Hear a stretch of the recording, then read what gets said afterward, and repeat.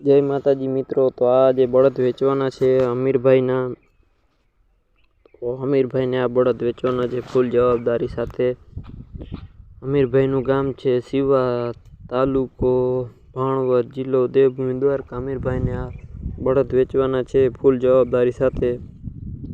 કિંમત તમે અમીરભાઈને પૂછી શકો છો।